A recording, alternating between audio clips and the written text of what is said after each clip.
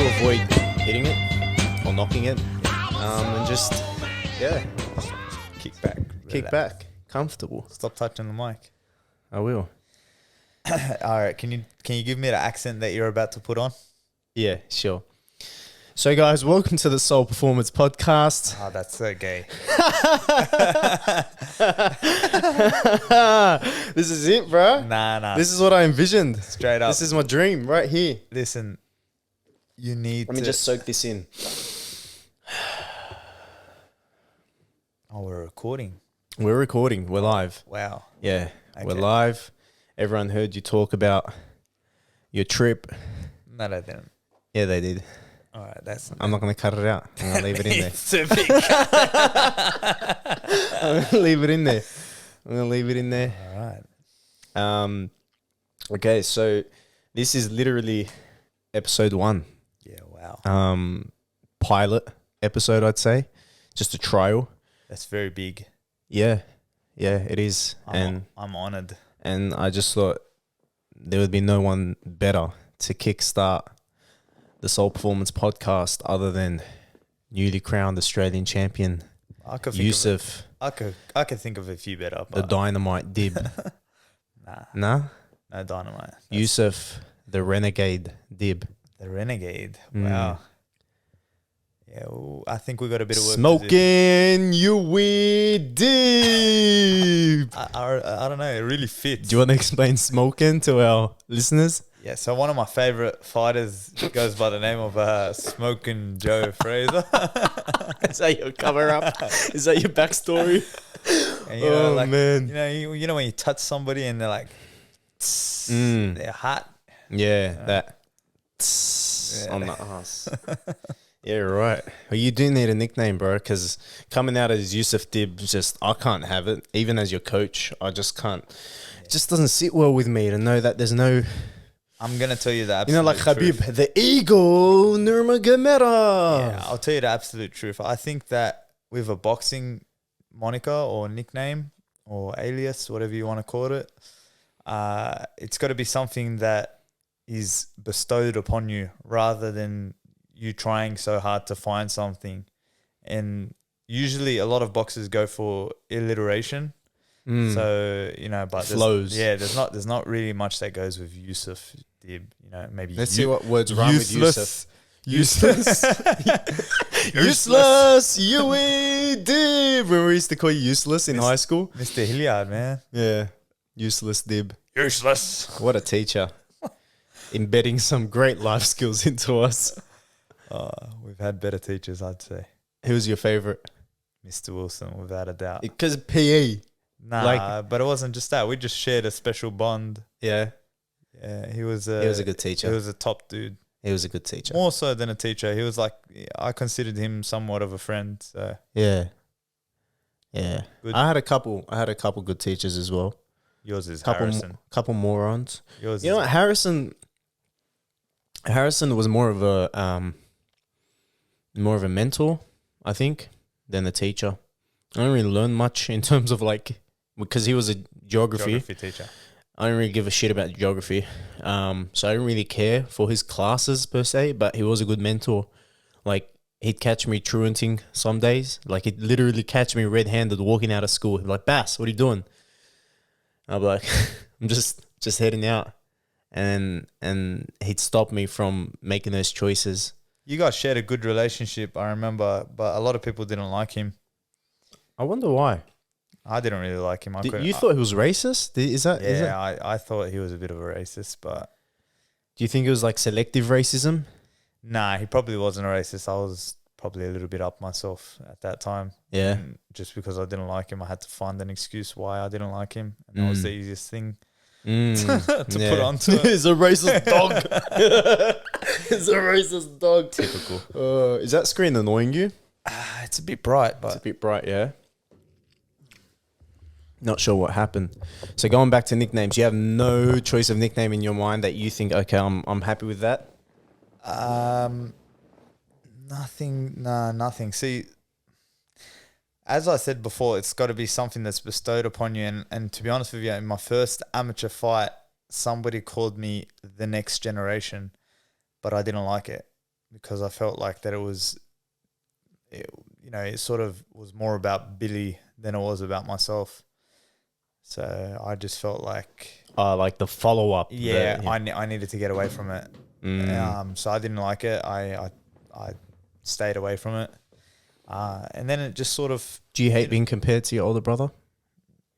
No, I don't get compared to him much. We're very different, but it is a lot of expectation to sort of have to try and look up, like, follow in those footsteps. But it is what it is. You just got to find ways to deal with that. Growing up, was it always a competition, or was it just Billy in his own tier, you coming up as a younger brother? Was it even in training? Is there that back and forward banter between brothers? I'm better, I'm faster, I'm stronger. Is there any of that? We sort of were at very different ends of the spectrum. So, like, I started a lot later than he did. Yeah. He started at 12 years old. I started at 17 years old.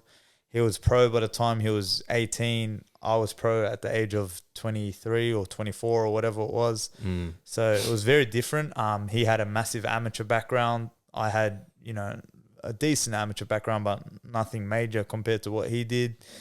Very different fighters. He was, he had, coming into the pros, he had a lot of hype around him. Yeah. Whereas for me, coming into the pros, it was more like, okay, we're still building, we're still learning, we've still got a lot of experience to try and gain.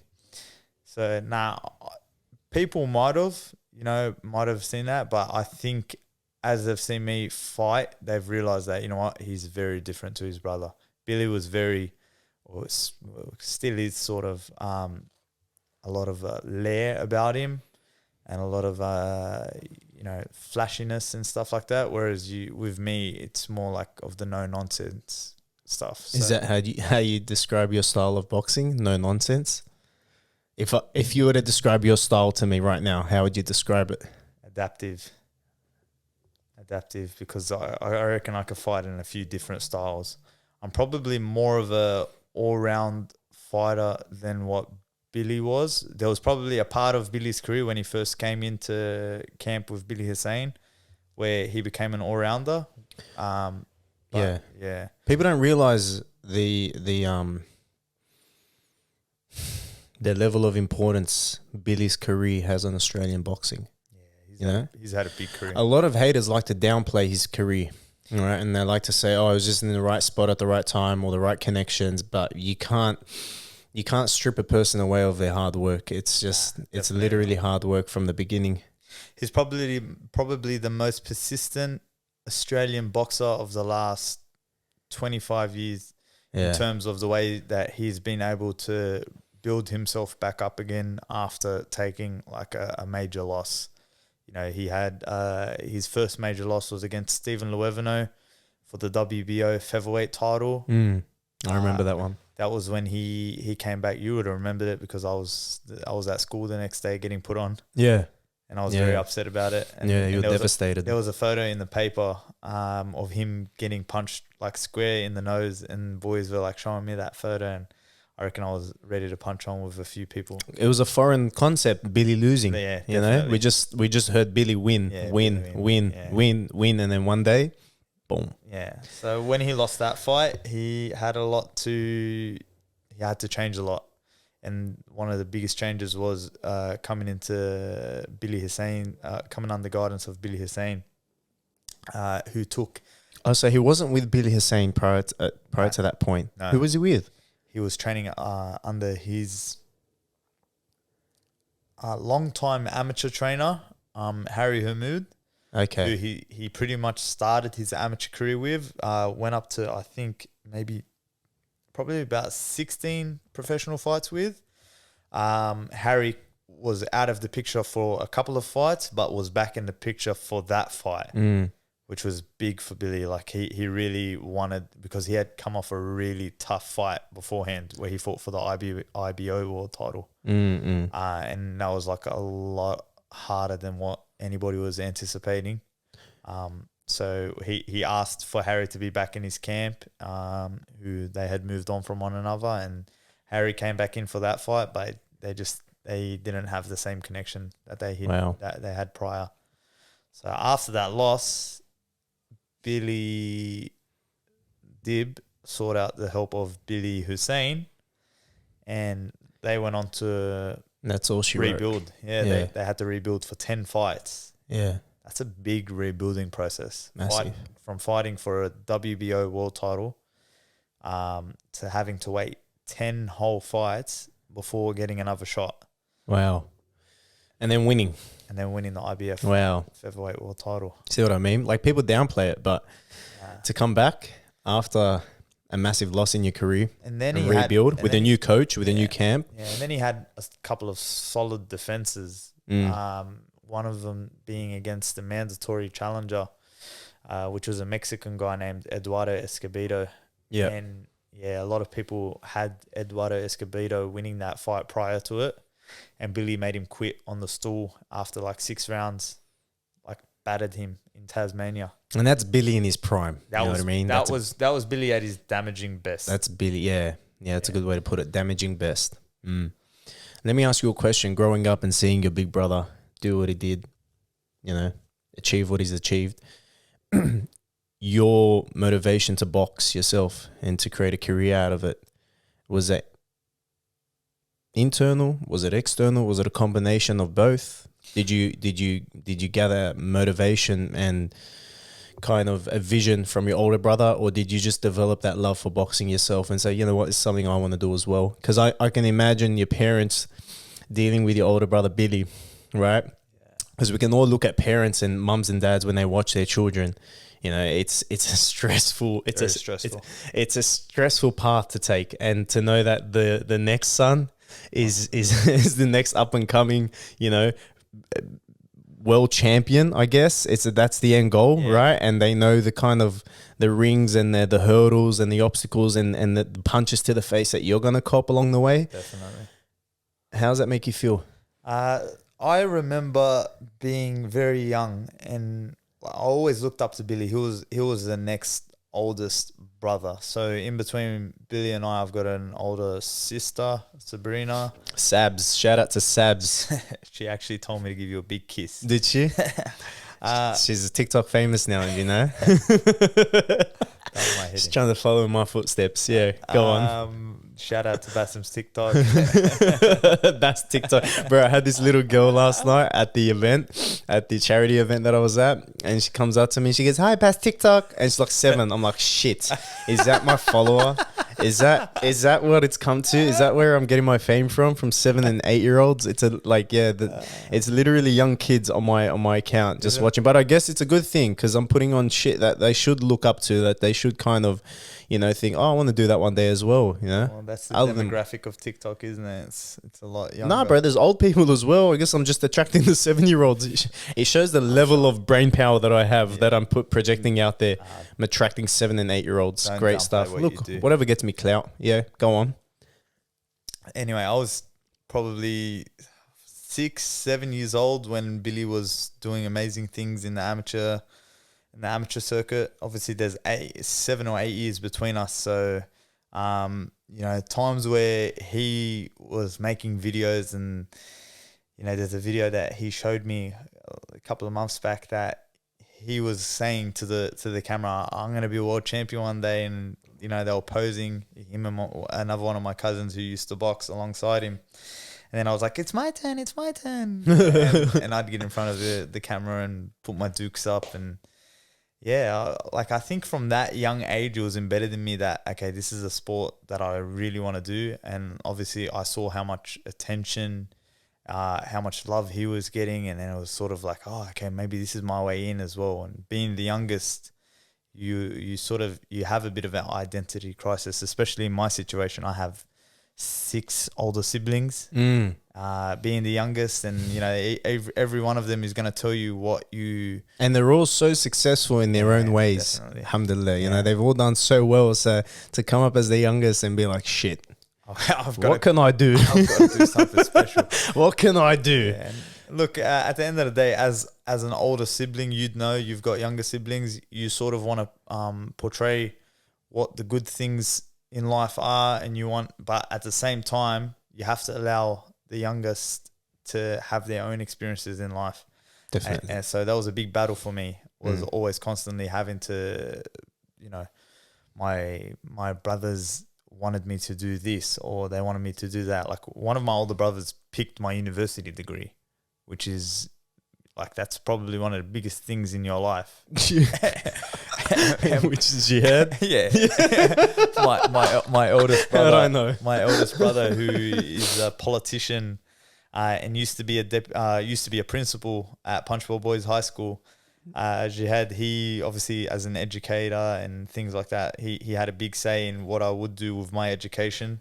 And he chose journalism. He chose actually politics and journalism. God. So, bachelor. Did not one part of you be like, bro, I'm not gonna be a journalist, and I'm definitely not gonna be writing about politics. I didn't mind being a journalist. I actually always had tabs on being a sports journalist. Yeah, sports journalism, because possibly. I love all types of sports, and I can see behind the camera. yeah, I was a decent enough writer to do that. Even though, shout out to Miss Maury from Homebush Boys High School. Oh God, she told me that I would never. Another great teacher.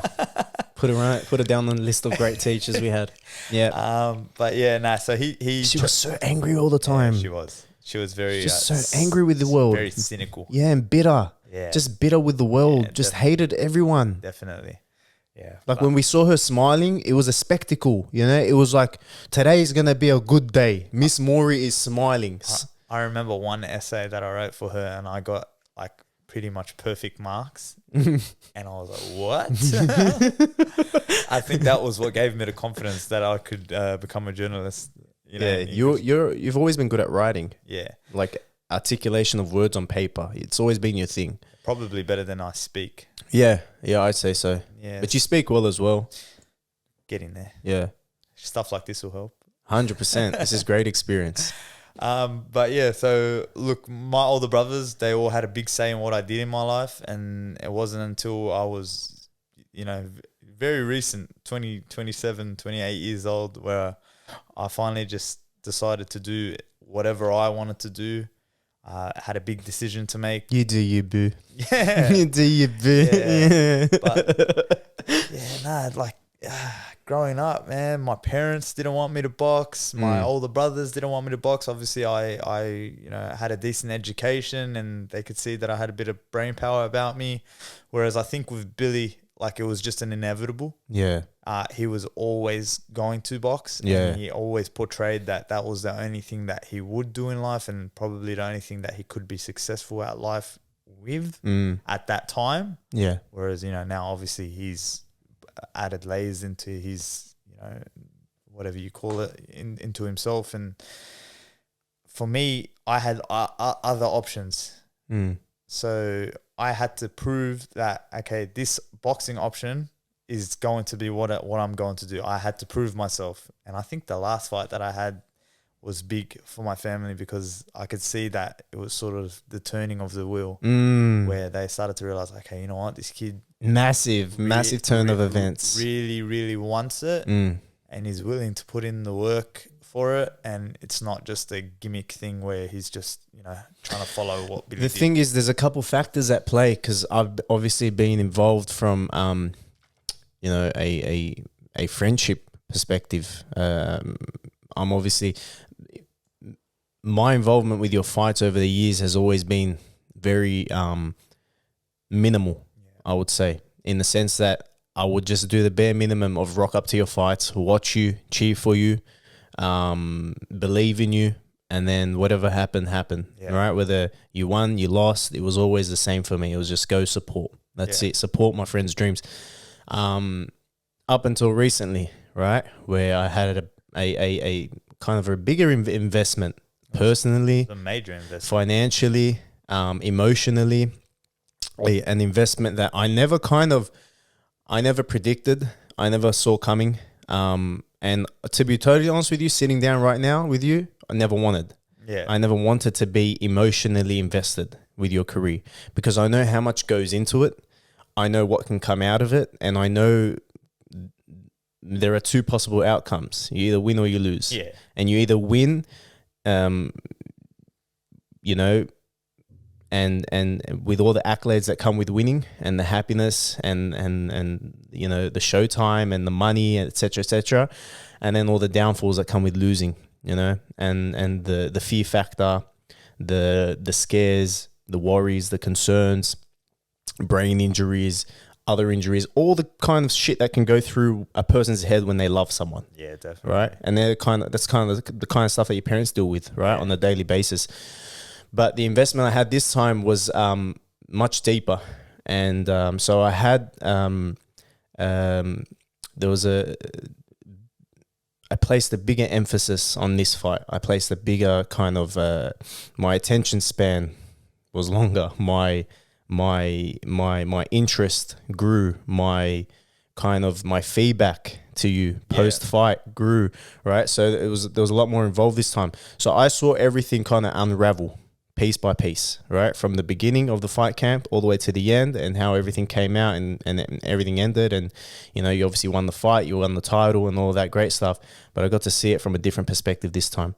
And I think with you, one of the biggest factors was inactivity, right? A lot of people didn't know what you were capable of. Number one, because you had been very inactive, obviously, to a few factors that we'll talk about in a second. But the second part was, does he really have it in him to be a boxer? Right? That was the question that everyone was asking that night. A lot of people. Does he have it in him to be a world champion? Okay, or does he have it? Does he have it in him to be in there? Does he belong in that ring? Number one, does he belong in there? And I think on that night you proved yourself. You proved to yourself, number one, which I never doubt you had to. Right, I always knew you believed in yourself. I've never known you to doubt yourself. You might.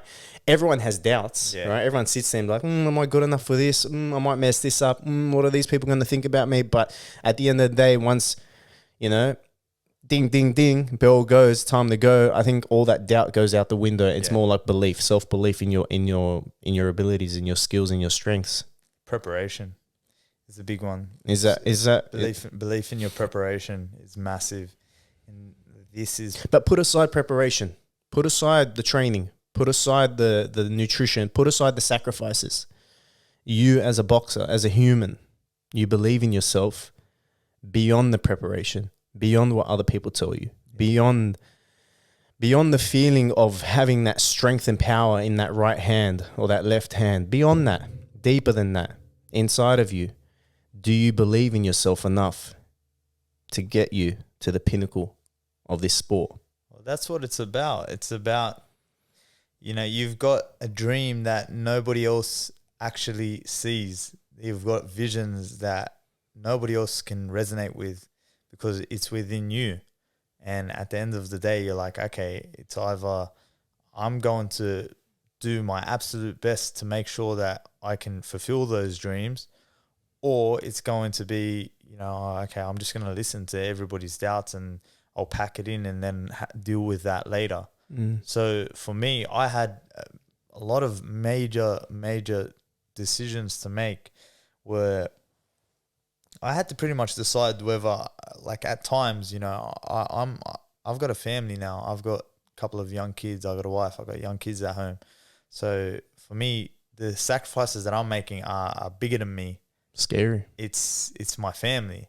So for me, I had a decision to make long ago, and this was probably a decision I made on my honeymoon. This was before I even had kids, where I was a bit, you know, I was half in, half out of the sport. I had a long time of inactivity, and I just wasn't really feeling myself as a boxer anymore. But it wasn't until I was away on my honeymoon that I actually had time to reflect and think to myself that, you know what, I'm going to chase my dream. I'm going to become, you know, a world champion. How many years ago was that? That was, so in 2018, so you're looking at 3 years. Yeah, 3 years ago, where I decided. And in between then and now, a lot of different things have happened. You know, I've had, you know, setbacks with injuries. I've had setbacks with, you know, the rest of the world in terms of the coronavirus pandemic. I've had setbacks, just different sorts of things. Your son's birth, Yeah, and prematurely. Yeah, definitely. Like there's a lot of things that have happened that could have led me, in a different path or pushed me away. But the constant thing was that I was enjoying being in the gym. So I didn't want to get away from the gym, and I had things to do with like, I can either continue on working a full-time job and training full-time, which are sort of, conflicting with one another because I'm not getting the attention and the training and the recovery and the nutrition that I need to perform at my optimum best. Or I can give up working full-time and put everything into boxing, which is a major risk, which is a major sacrifice financially, physically, mentally, sacrifice for my wife, for my kids. But it was just, things just fell into place. And it was something that I had prayed upon for a long time, that I prayed that, God would give me a chance to do what I love to do and to do it full time. And how it happened was just an amazing thing. Like I met somebody on a trip away who came in and gave me an opportunity to just give myself a full year of just full-time training, and could basically look after, everything that I needed to be looked after. That's when you quit your job. That's when I quit my job. Yeah. So that was a major turning point. And when was that? That was in October, pre-October. It started from October. So that was somewhere around maybe May. Second half of last year. Yeah. All right. And that's when the wheel started to turn. Definitely. You started to put some kind of decisions in place, make some choices, some lifestyle choices. Which wasn't easy because 100%. Because, what are the setbacks you had? What were the obstacles? Family? Big obstacle was family. Yeah. How was my decision going to affect other people around me? So I had been working alongside my brother Emad for a long time, for pretty much since Shout out to Fine Shine Zetlands. Yeah, since I had come out of uni. Excuse me. Do you want water? Nah, I'm good. Okay, I'm gonna grab one anyway. Yeah. Should have done that before the podcast. I don't know do I continue talking here or talking, so it was a big thing, in terms of family, what was going to happen, who was I going to affect, who was I going to disappoint. I had Emad to think about, I had my father to think about, I had even cousins who I worked alongside who I had thought of, and what I realized was that I was thinking about so many people, but except for myself. Yeah. And that's what you always do. That's one of your traits. You think about everyone around you, and not yourself.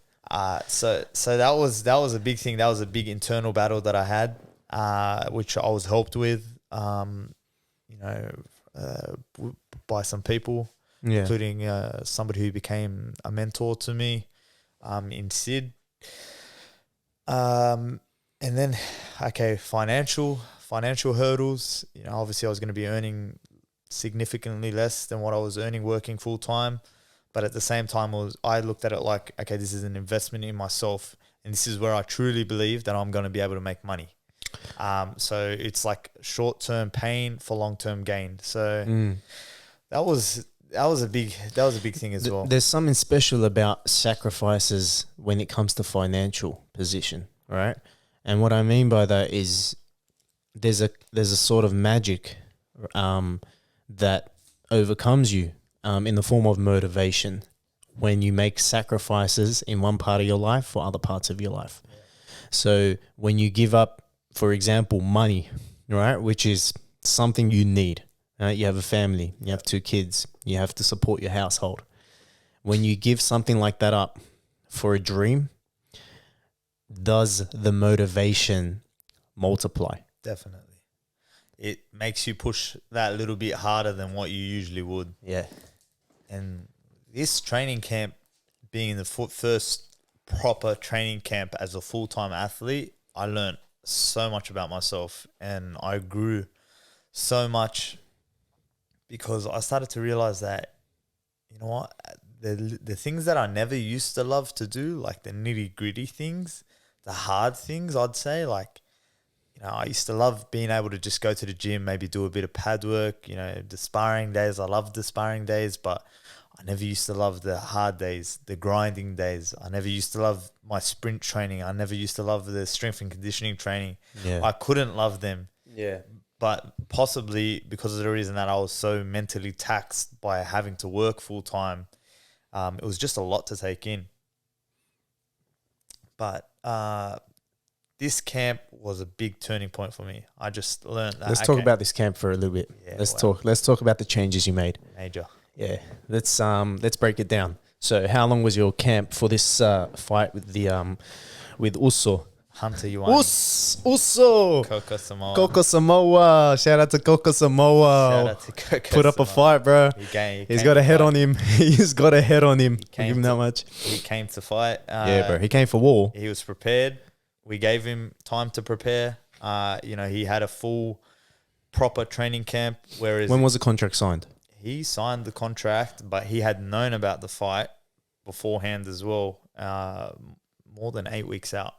So that's a full, proper training camp. Yeah. For me, I had been training full time since October. That's when my I wouldn't say full time.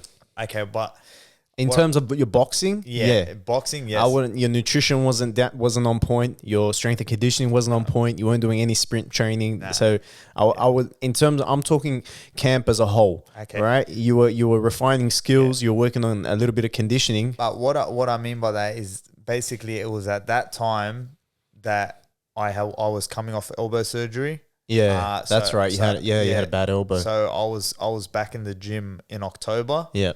And we had a set date for January 30th, which I trained for, but I still wasn't at 100%, but we didn't need to necessarily be at 100%.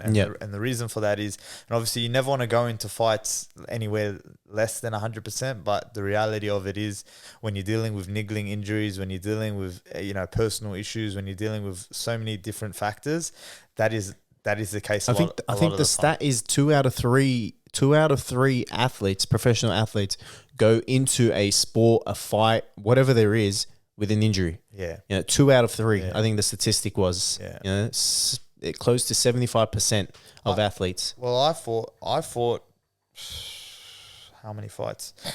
I had 14 professional fights prior to this one, and I can honestly say that 10 of those fights were fought with a terrible elbow. Yeah. To the point where I can actually say that I couldn't even jab. Oh, bro, that surgery you did on your elbow, life changing. Yeah. You know, that was I think that was also a turning point in your career where you kind of realized, oh shit, I've got this jab back, right? It was your jab. That only came as well after I had decided that, okay, I'm going to box full time. Yeah. So again, there was another major sacrifice in terms of a financial sacrifice, in terms of knowing that, okay, you know, I'm gonna, you know, lose a bit of money in order to do this surgery.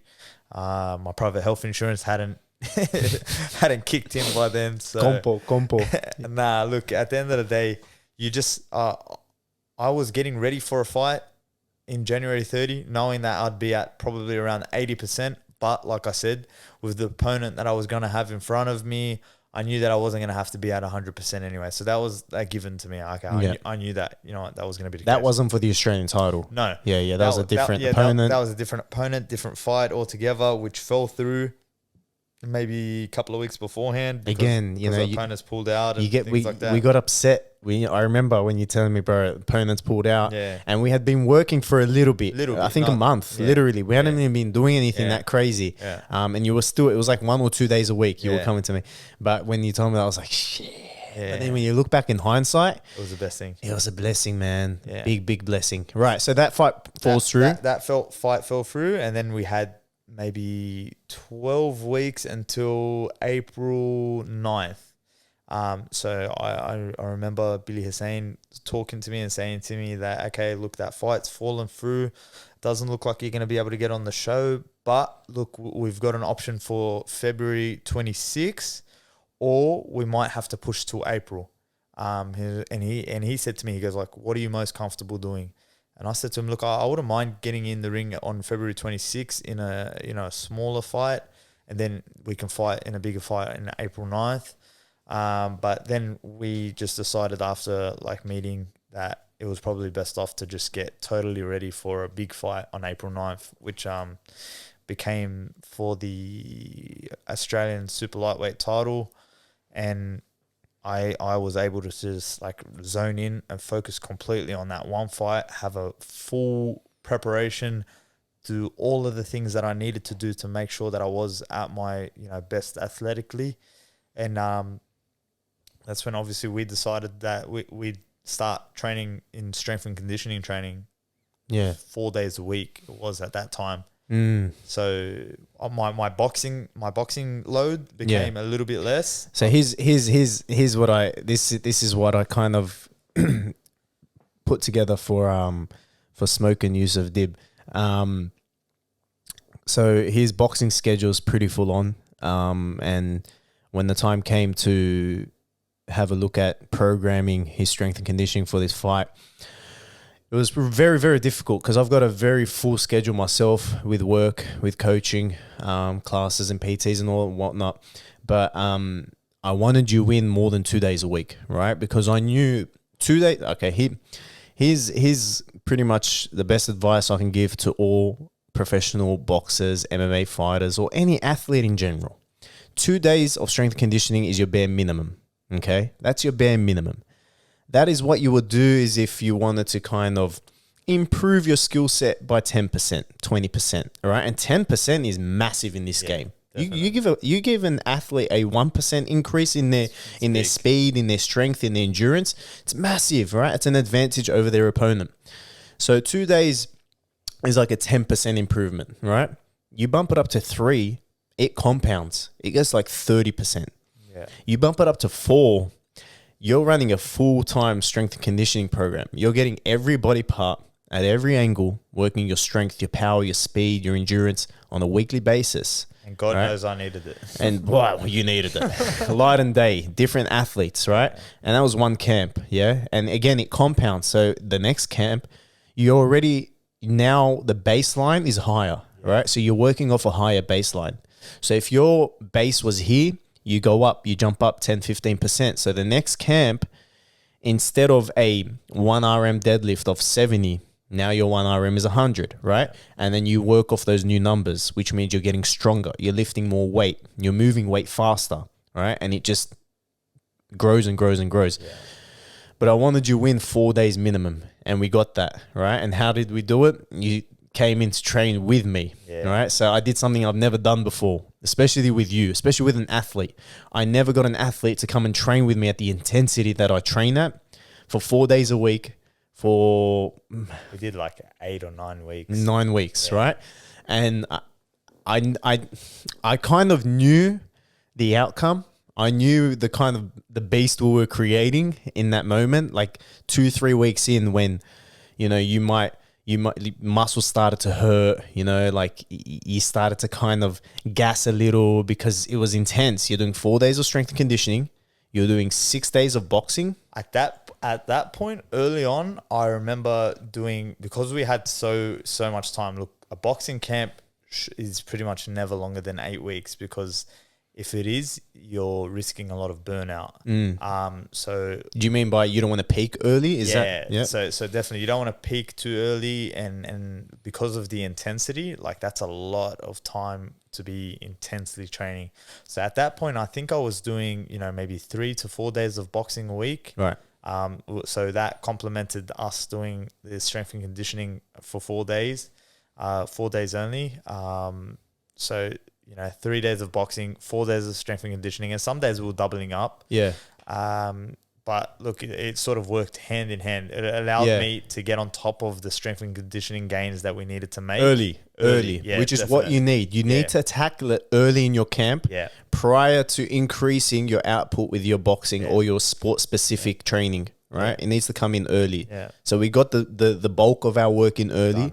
We got you shit strong, right? Stronger than you've ever been. Okay, we had you pulling and pushing more weight than you've ever pulled or push. And then we started to play the balance game where boxing started to increase, right? Which meant strength and conditioning had to decrease. Because the way I tell people, the way I tell athletes, clients, or anyone that comes to me for strength and conditioning work is I say, imagine a cake, right? You have your base layers, you have your coatings, you have your your flavoring, all right, and you've set the cake. You've got all the layers stacked up on top of each other, and then right at the very end, you put the pretty stuff, the sprinkling of whatever you're putting on that cake. Say some hundreds and thousands, some caramel topping. That's what strength conditioning is. It's the sprinkle on top, right? It's making it look pretty. It's making it look sharp. It's making it refined. Everything else is your foundation, your nutrition, your boxing, your pad work, running. Your sparring, your outdoor running, even though I'm totally against it. All right. All of that is most important. And then right at the very end, right, for a polished fighter is your strength and conditioning. And then, so then we started to taper off with our strength conditioning work and then increase your boxing load. So you went from 4 days of boxing to 5 or 6? 6 days of boxing, So once we hit 6 days I think of 4 weeks out, you started to go 4. Nah, it was earlier than that. It was probably about 6 weeks out. Yep.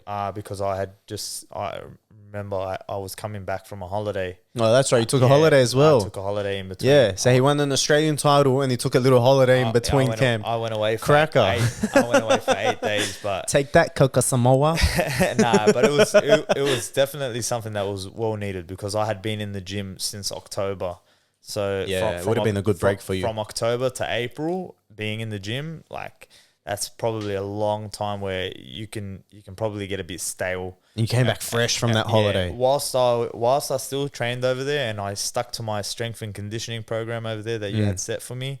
I trained just probably 6 out of those 8 days. Yeah, you still maintained. I trained twice a day some of those days. Was doing my running and things like that. But it was just important for me to get away from the boxing gym scenery and just be able to enjoy myself a little bit. Because like I said, from October to April, that's a long time. So yeah, man. So it was a good break. In hindsight, it was probably the best thing. And I was a little bit worried about it before I was going to go away. I was worried. Because of the schedule of it and the timing of it. Yeah. But it worked out and it was probably the best thing that happened for me. And it was good to take the family away and be able to just do something a little bit different. Any change in routine is good. Any change in routine is always welcome. Life gets so monotonous. It's so repetitive. We're doing the same thing every day. And then the next year comes and we're doing the same thing over and over again. A change in your schedule, a change in your timetable can make incredible changes to your life. Look, at the end of the day, it was so underrated. It wasn't just something that was well needed for me. It was definitely something well needed for my family, for my wife. Your wife who puts up with your shit every day. Has been dealing with a lot. Shout out to Nikki. Yeah, Nicole. She's done a great job. To deal with being a husband, the wife of a fighter. That's always hard, regardless. Listen. Wife of a fighter. Nobody can really understand that. She's a super mum. Because let me tell you why. Wife of a fighter, right? Wife to Youssef Dib, all right? That's bigger than a fighter, all right? And then mother to 2 beautiful kids. Close in age. In Aliyah and Jibril. Close in age. Both came prematurely. So spending months in the intensive care unit with her babies and supporting her husband, supporting the kids, supporting her own mental health. Mate, that's a keeper right there. I found the keeper. That's a keeper. I was blessed. I'm still looking, but you found the keeper. I was blessed to be able to find somebody like that, and God puts people in your life for a reason. Yeah. So there's no doubt that she came into my life, and I came into her life at a time where she really needed me as well. So it just fit very well. Alhamdulillah. But that holiday that we went on, that was much needed for her, and I just felt like it was a duty of mine to be able to do that. I was able to take my parents away with me as well. Yeah, it was cute. You know, so it was a very beautiful trip, and like I said, in hindsight, it was probably the best thing for me. Yeah. It was a time that I could slow down a little bit on boxing, but I was also able to, you know, prove to myself that, you know what, even though I was away on holiday, I was still into the grind, and all I could think about was the fight, really. Which showed your priorities, right? My priorities were there. Yeah. That was straight. I trained, and you know, I still had the program that was set up by yourself, and to be able to go to a gym that is foreign, and go and lift these weights by myself and do these sort of exercises that, you know, I'm usually being pushed by you, but I was pushing myself. And I remember recording myself a few of those times, just sending you like, how do you think my technique is? How do you think my form is? And, you know, I'd get a pretty prompt reply from you, and it was good. It was a good sort of little break, but at the same time, it proves to myself that, okay, I'm definitely like hungry for this fight, because I'm willing to put in work on a holiday. You know, I don't think he's going to be willing enough to put in, you know, that sort of work. So that was a big mental thing for me as well. It was a mental plus. Some of the best fighters that we know are fighters that know their body well. All right. And I think you learned a lot about your body in this camp. You learned a lot about yourself as an athlete. Not as a person. You definitely learn a lot about yourself as a person, right?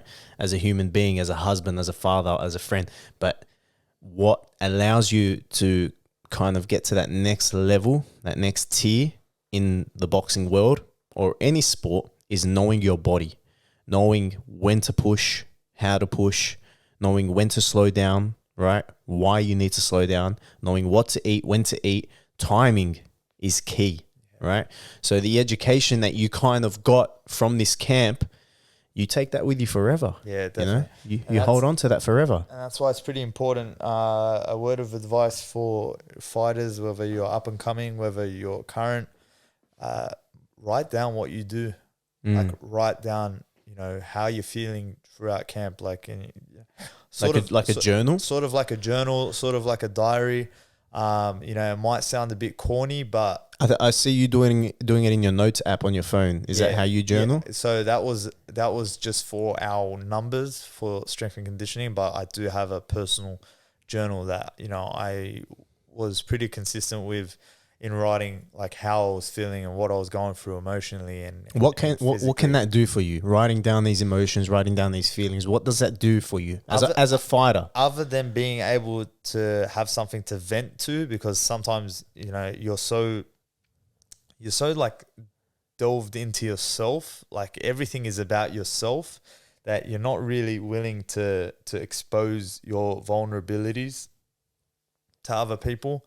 And to be able to say, you know, how you're feeling to somebody, and like even my wife, who she would tell me like at times that you're not really talking to me, and there was a reason for it, because when you're getting ready for war, when you're getting ready for battle, you don't want to, because like you said, everybody has self-doubts, everybody has like things that they think negatively about, and you know, when you sort of talk about them to people, like it's like, okay, I don't want to talk about it, because you're acknowledging it? Yeah, you're acknowledging it, and you don't want to sort of like giving it a voice. Yeah, you don't want to worry them, you don't want to worry yourself. So like just write down how you're feeling, and like just, you know, once you have time to read back over it and see like, okay, this is how I felt this far out. This is how I felt, you know, at the 6-week point. This is how I felt at the 4-week point. So it's a form of expression. It's definitely a form of expression, and it's so beneficial, because, you know, then you realize, oh wow, like look how much growth I had gone through. And do you look back on all of those kind of journals and assess and then see how you can improve in the next camp? Definitely. Is that kind of also the end result, is being able to look at that, analyze, assess, self-critique, and then improve? That's definitely the point of it, is being able to get something out of it. So, and you got a lot out of this last one. I did. I think you did. I got a lot out of this training camp in general, and like you said, how I was able to sort of grow as an athlete was massive. This fight camp was and I think that I will look at it down the track, and I don't believe that it's my best ever training camp, because I believe that the best is yet to come. Yeah, boy. But I will look at this training camp forever and be like, okay, that was a major turning point in my career. Yeah, 100%. I will definitely look at it and be like, okay, wow. Yeah. And that's what's so exciting. I get goosebumps. That's what's so exciting, is knowing that, wow, like that's one training camp as a full-time athlete. Okay, so and the improvements that I was able to make in terms of performance-wise, but more so conditioning-wise for me, that was like major. Yeah. Because I had always been the sort of fighter that would gas out. I had, natural skills, natural ability. I, was technically sound for like maybe 4 rounds, 6 rounds, but anything over that, I would start to really sort of feel it in my petrol tank. That's literally what you said to me when we started the camp. You go, Bass, I'm good for about 5 to 7 rounds. I can hold my own, and then my legs give out. Yeah. Right. And then I start rising. I'm no longer at that low level that my coach wants me to be at. Yeah. We need to do something about that. Yeah. So literally in my head, throughout the whole camp, I was like, all right, number one, I'm going to fuck this guy's legs up. I'm going to make him wish he never came to me, but I'm also going to create a fucking wolf. A lion, someone who's ready to eat on the night, someone who believes not just in their skills, but also that their body will hold up because they've put in the work. And that was literally the focus of your strength and conditioning, was getting those legs and that midline, your core, on point. That was such an amazing feeling to be able to be in the fight.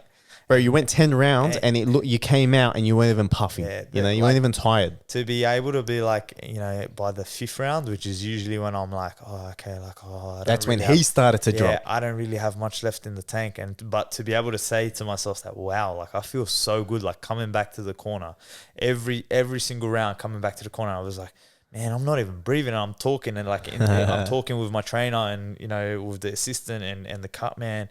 And I'm telling them, man, I've got so much in the tank. And they're just telling me, okay, like you're good. Just, giving me advice. And they weren't having to motivate me. Uwee, do you hear everything when you go back to your corner? Are you comprehending every bit of kind of instruction coming at you from your corner? Are you looking out into the crowd? Are you looking at your opponent? Do you ever look at him across the corner and be like, he's sitting down, he's tired? Because he was standing up at the start, right? Yeah. He wouldn't take his stool. He was being, a little, let's leave it at that. But he was standing up. And that's psychological messages you send to your opponent. If you don't sit down on your stool, number one, I don't care how fit you are, I think it's fucking stupid. The stool is there for a reason. Rest your legs. Even if you're Superman, right? Rest your damn legs, right? It was 2 rounds in and he was sitting on the stool again, and my trainer, my assistant trainer, Hassi Hussein, he's the one who said to me, he goes, look, see, he's sitting on the stool already. Just keep breaking him down. Is that a motivator? Is that something that motivates you in that moment? Is that something that gets into your blood and you're like, yeah, let's go? Nah, it was just sort of things were panning out the way that I thought that they would pan out. So I knew that he was going to come out quite strong early. Which he did. Yeah. Knocked your ass to the canvas. Yeah, but like to be honest with you, even then, I wish we could pull that up for all the viewers. I was winning that round comfortably before that happened. Well, you won every round. Yeah. You won every round. I was, especially that first round, like I was tagging him, like, and I was like, so like, and that was probably me being a bit overzealous and me being a bit, like too confident. Do you have the knockdown saved on your phone? I do somewhere. I think I've got it saved. Because you can airdrop it and we can put it up for all our viewers. Listen, how about we skip that? If they want to go out and find Listen, it, you can go when out. he hit you, it was a right hand, yeah? He hit you and you came running into that hand. Like, it's not like you were on the back foot. You came running into it. I was just He smacked you. in the first round. Now, let me just explain something to you guys. Prior to this fight, like weeks before, I'm trying to get through to this guy's head and I'm trying to get deep into his psyche. And I'm like, bro, let's finish this guy. Let's go out there with a statement. Let's show everyone our power. Let's show everyone our strength, what we've been building. And let's get this guy out of there in 2-3 rounds because I don't want to be home at 1 a.m. in the morning, right? I was like, let's just get this night over and done with. And you was like, yeah. No, like he was all on board with that plan. And then we get to the night of the fight, and you know, preparation was good. We were in the back. That was also a first for me, helping you prepare that much, right? And being behind the scenes and watching everything unfold. And then get to the fight. Ding, ding, ding. Round one. Couple minutes into round one, you was looking amazing. He's looking fast. He's looking slick. I'm like, bro, we got this in the bag. And then, douche, he just knocked onto the canvas, but gets straight back up. Because instantly, once you get knocked down, I was like, fuck. Get your ass up, you little bitch. You know, like, I'm like, get your ass up. Like, we didn't prepare this whole camp for you to get knocked down, but you got straight back up. And I think that was the beginning of the end for Hunter. Yeah, well, look, he caught me with a solid shot. I was in the wrong. Heavy hands, right? Yeah, and he weighed heavier than you. How much heavier did he weigh?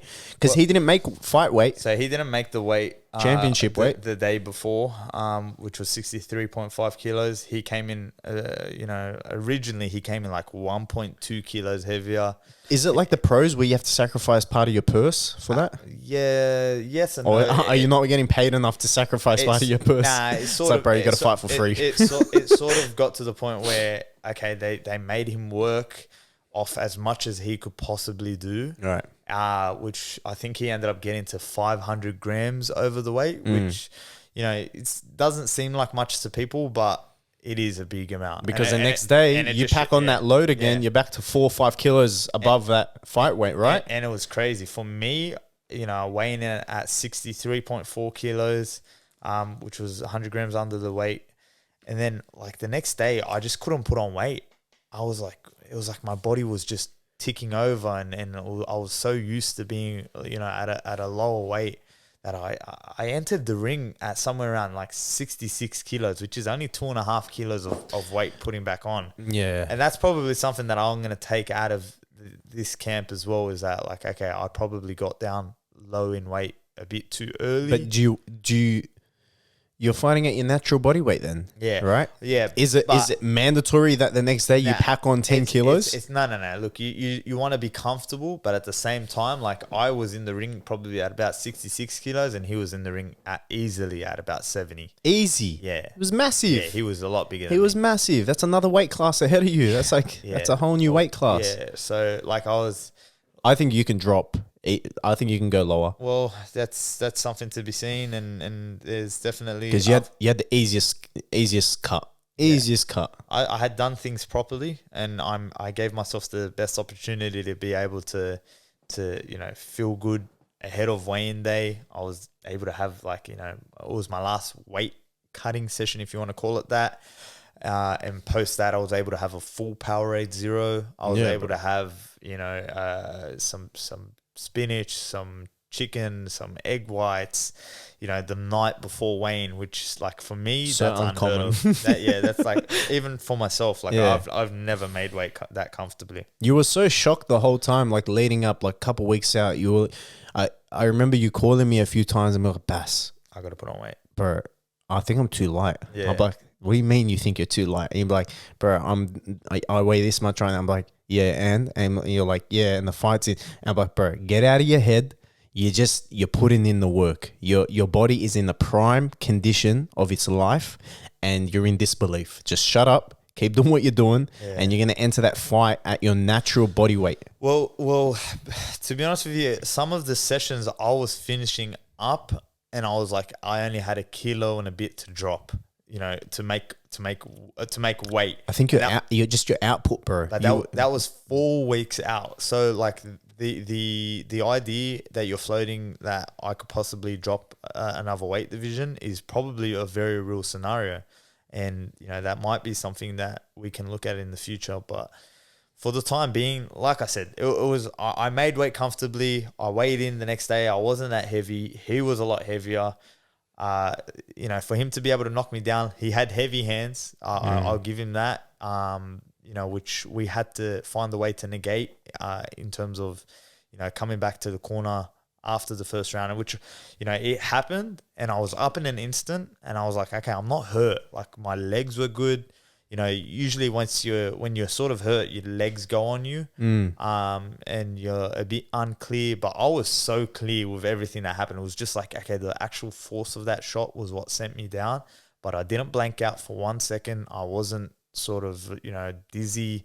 Nothing like that had happened to me. And I have taken harder shots than that and been able to stay up. But it was just, I think maybe timing, bro. Timing, the sense of the occasion.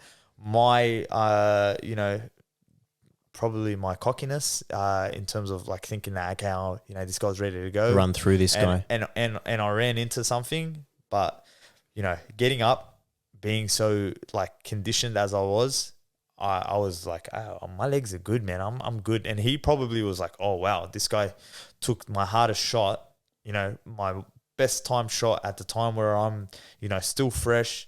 And he got up in an instant and, you know, I saw out the rest of the round, which there was probably another 20 seconds to go.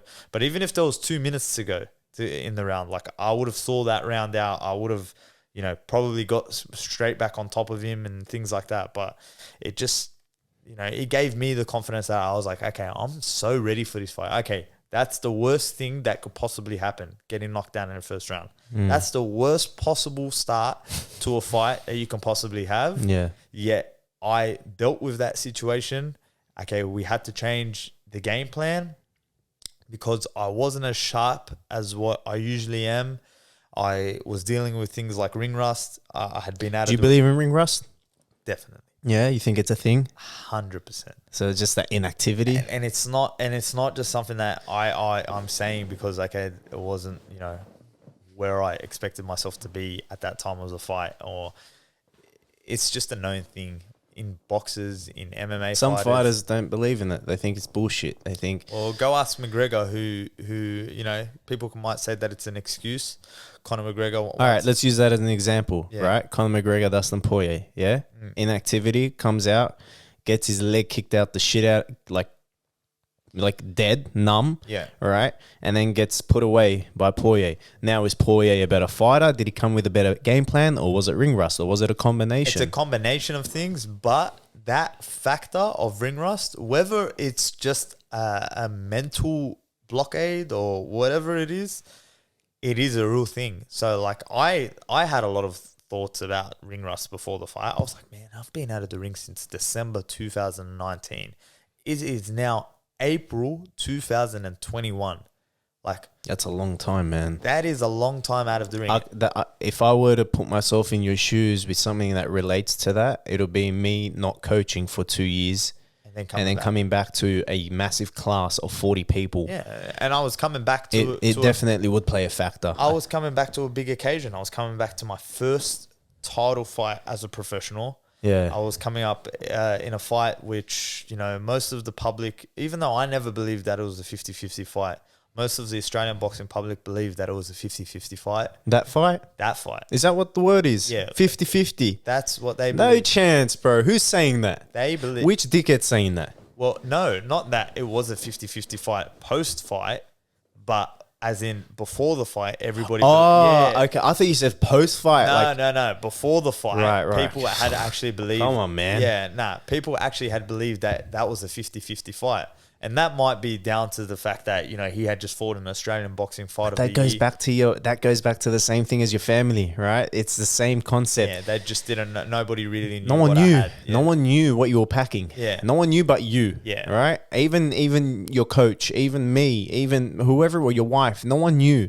Only you knew. Walking into that ring, you knew. Yeah. And that knockdown was a blessing in disguise. Whether you want to call it that or not, that was a blessing. Yeah, well, Billy Hussein... It woke you the fuck up. Yeah, Billy Hussein put up a post saying that, you know, on Instagram, where he was saying that for fighters... Shout out to Body Punch Boxing. Body Punch Boxing. Billy Hussein, Skinny Hussein, Hussey Hussein. Master trainers. The Hussein brothers, the trio.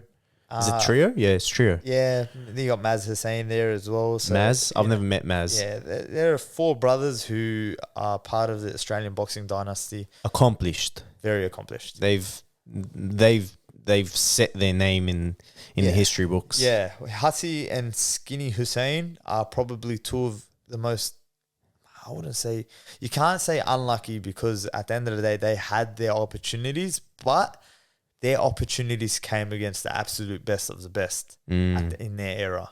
So, you know, Skinny had to fight amazing fighters in his world title conquests. Hassi Hussein was in the same position as well. I find that concept fascinating, where you know, you explain someone as fighting the best at that time, right? When I look at the best, if you're fighting for a world championship, regardless of what time it is, you're the best, right? But I get the level of the caliber of fighter, right? You know, that maybe 3 years down the track he would have versed someone else, yeah.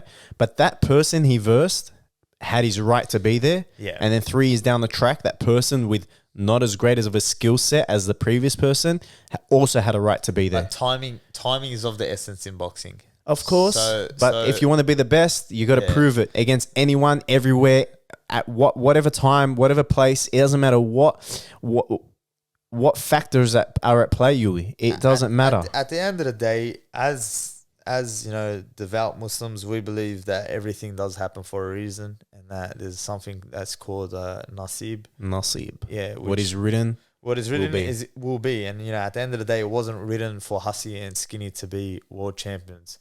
But at the same time, what they accomplished in Australian boxing will go down for, like, in history. Can't take that away. Yeah, you can't take it away from them. And they will always be known as two of the best fighters in Australian history to not win a world title. And I think now the best coaches in Australian boxing, you know? Billy Hussein is definitely recognised as, if not the best, one of the best in Australia. And, you know, like, just because you're the best in Australia doesn't mean, you know, just because Australia is a small country doesn't mean he's not one of the best in the world as well. Nah. It just means that, you know, in Australia, there isn't the same sort of talent pool as there is in America. So I'm sure if he was dealing with, you know, fighters in America or in England, that, you know, if he had that talent pool to work with, he could establish himself as one of the best in the world as well. But obviously dealing with what you have, and look, and that's a special thing that he's been able to, you know, lead fighters to world titles. He's been able to lead fighters to you know, doing a lot better than what anybody had ever expected them to do. Namely Garth Wood, who knocked out Anthony Mundine. You know, and that was the first time an Australian fighter had beaten Mundine at the time, and it was massive. But that was the sort of fuck's Mundine still doing boxing? He's finished. What's now. he doing? What are you doing, Mundine? What are you doing, my brother? Look, I think for Anthony, there's a time and place, my man.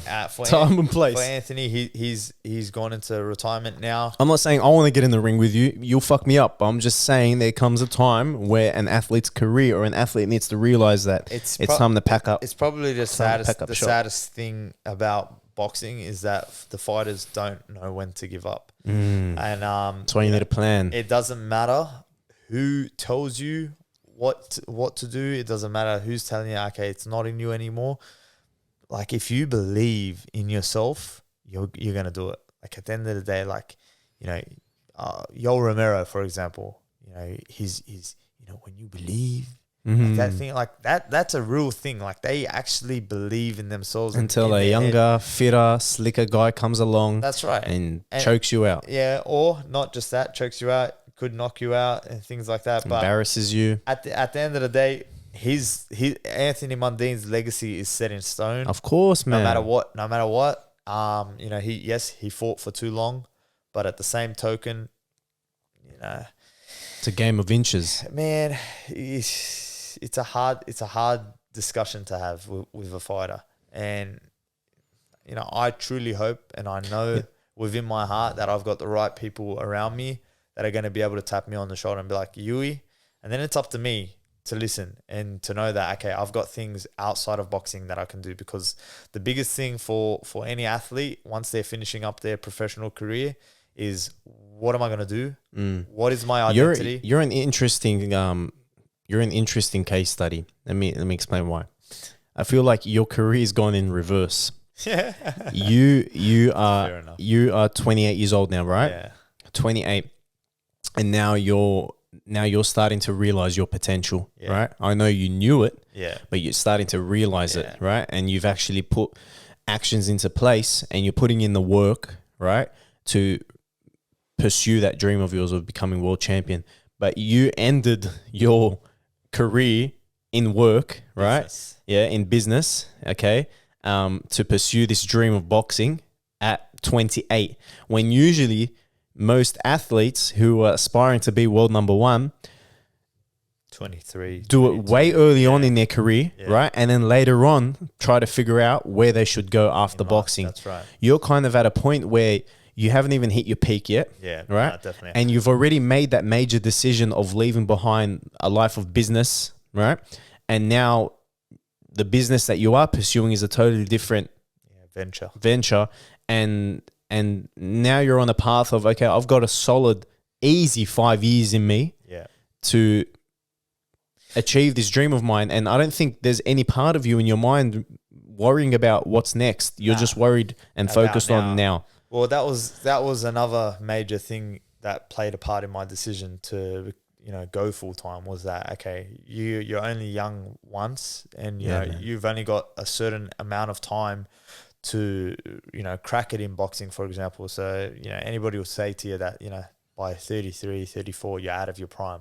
So between 28 to 33, 34, I've got 5 to 6 years to put absolutely everything into boxing and to make something of myself. You can do it. Definitely. You can do it. I believe it. I believe that I will do it. I promised myself in this fight camp, because I was so invested, I promised myself that I would do one of two things when this fight was over.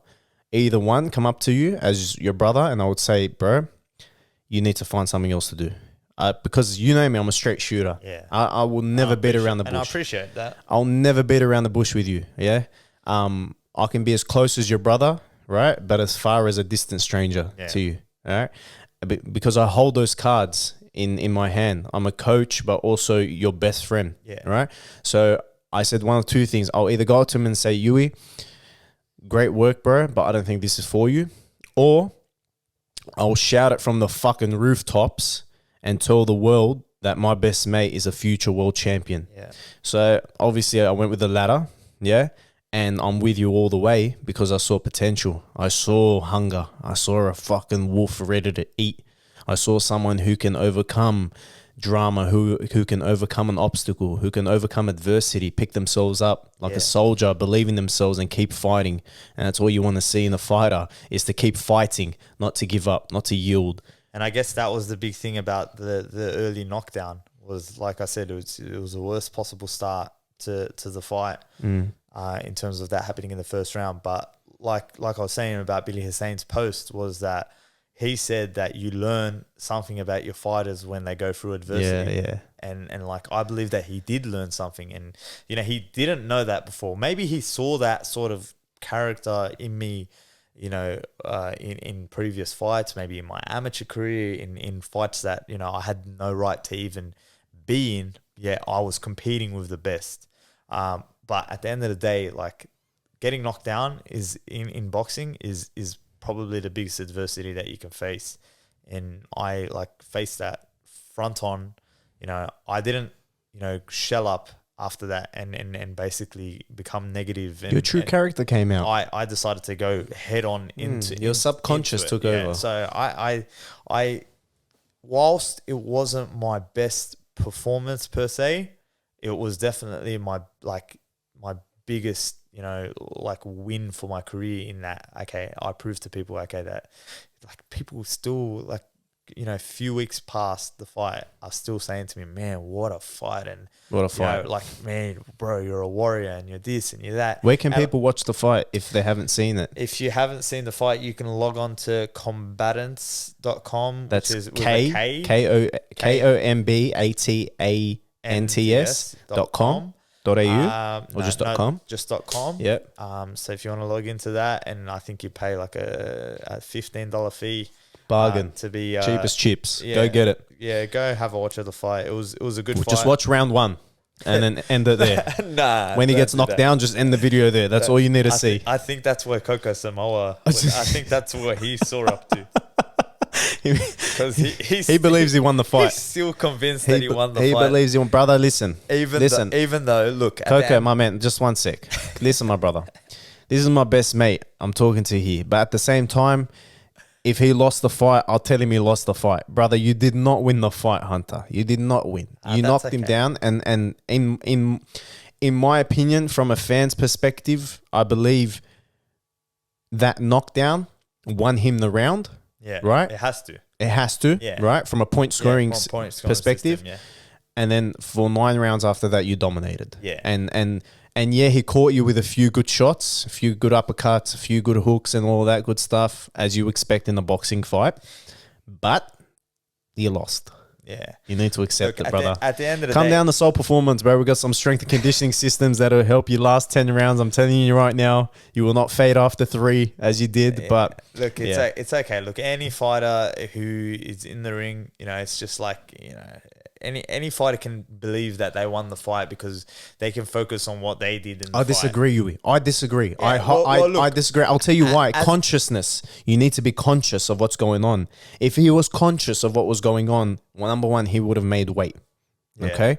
Number 2, he wouldn't. No one in their right mind would believe they won a fight like that. Once you rewatch the fight, and then score the fight. I guess if you want to score it. Every time you hit him compared to he hit you. Yeah. You did not win. That means you're living a false reality. Yeah, look, as fighters, to be honest with you, after the fight, if you've won or lost. And for me, I came back to the corner after the 10th round. Once the fight had ended, and I came to the corner and I said to Billy Hussein, I go, I'm pretty sure I won that like either 7 rounds to 3 or 8 rounds to 2. Yeah. And he said to me, bro, I had it 8 rounds to 2, but with the knockdown, okay, let's call it, 8 rounds to 2 with the knockdown minus 1 point. So Billy gave him a couple rounds. So Billy gave him 2 rounds. Right. Okay. So the first round, which you have to. The third, fourth. I don't know. Well, Billy Hussein asked me that question the other day when we were in the gym. He was like, so what other round did you give him to be able to score at 7-3? I said, look, upon rewatching it, I scored at 8-2. And he's like, so what round did you give him? And I was like, I was trying to think about, okay, what round did I give him? And I really couldn't think of a round because my activity during those rounds were like my punch rate. Yeah, you were pressing. You were pressing. I was on the front foot. He'd land a good uppercut here and there, or he might have landed. He couldn't land that right hand again. That was definite. So really, it was on the inside that maybe he landed an uppercut or 2, which, like, if he didn't, honestly, like, it means that he wasn't prepared. But like I said, he came prepared. But he did. I just negated everything that he could possibly do in that fight. So looking at that fight, all right, all is said and done, what are you improving on in your next bout? Where are your weaknesses? A whole lot. I'm going to be a lot more active now. So, being able to just come into another fight where I haven't been off the fight, like being out of the fight. I just feel like you need to throw more. Yeah, well, I will throw a lot more punches. Obviously, I was sort of still a little bit tentative with my left arm, coming off post surgery, and that's something that I have to work on mentally. But I will definitely let So that's a psychological thing? Yeah, definitely. You don't feel pain in there? I don't feel pain, but it's just there's a hesitation. You remember the pain. I remember the pain. Yeah. And there's that sort of hesitation that, okay, am I like, so with my elbow issue, the recurring battle was always, okay, am I close enough to let go of this punch that if I were to miss, hyperextending issues, with hyperextension, I'm gonna go completely numb in my left hand, in my left arm, and that's not a risk you want to take. And that was not a risk that I wanted to take. So I was like, okay, maybe I'll pour at somebody with my jab. Don't you kind of,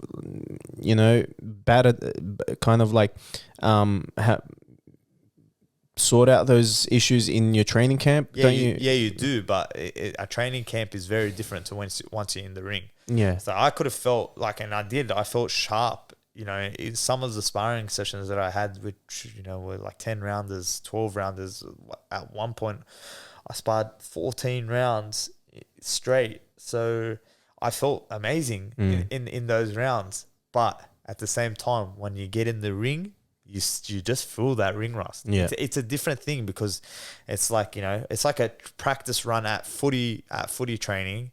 You do your practice run and you're getting the play right every single time.